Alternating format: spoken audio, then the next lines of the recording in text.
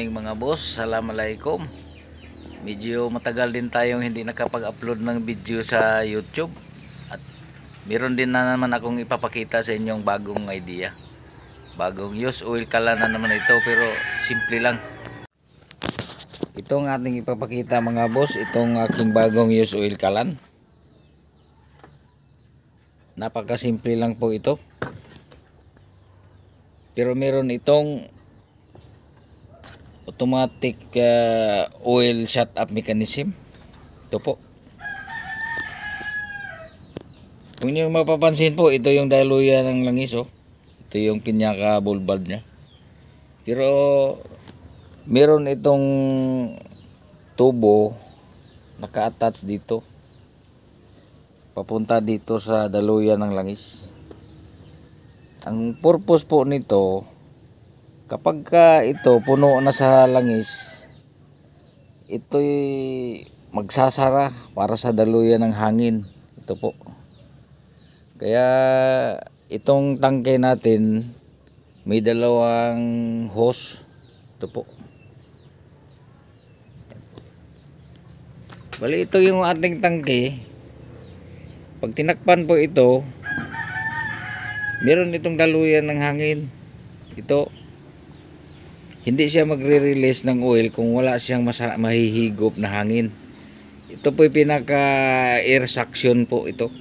Ito po.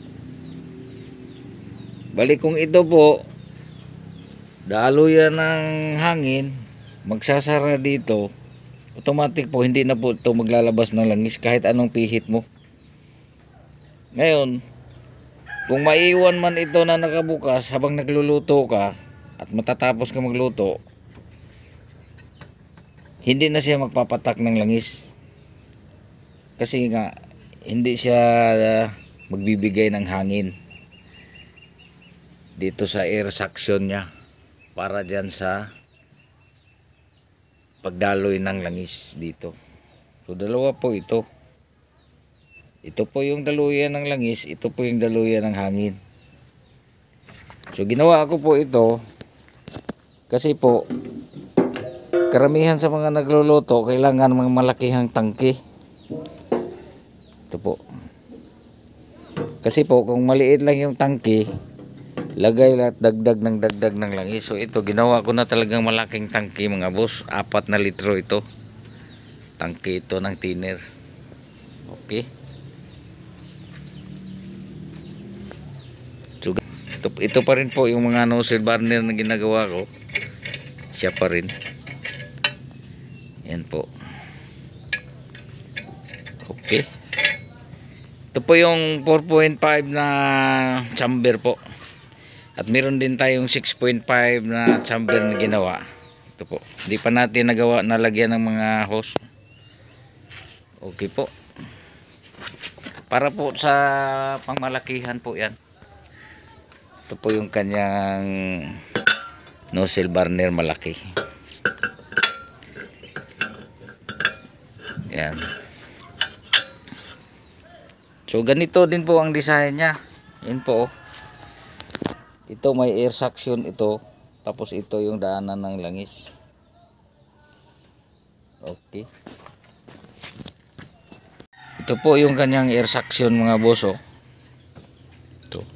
Ito kasi yung pinaka ano niya, imbudo niya. Pagka puno na ito ng langis diyan, halimbawa ito napupuno na ng langis, hanggang diyan lang ang limit niya. Yan. Bali masasarahan po ng langis yung daanan ng hangin dito. Ito po yung daanan ng hangin. Papunta ito dito sa hose din na isa. Yan po. Ito yung magkocontrol ng hangin dito sa ibabaw, dito sa tangke. Pinakatangke niya ito. Yan. Ito yung magsasara. So kung wala ng hangin na papasok, hindi na ito magre-release ng oil. Yan po. Yan po. Ito po yung ano niya. Yan. So double purpose po itong hose na ito. Dalawa kasi ito, double purpose. Daluyan ng hangin at daluyan ng langis. Ito po yun. Okay. Okay mga boss. Dagdag kaalaman na naman tayo sa ating kalan mga boss, para ito sa mga baguhan at mga datihan na pong gumagawa ng kalan.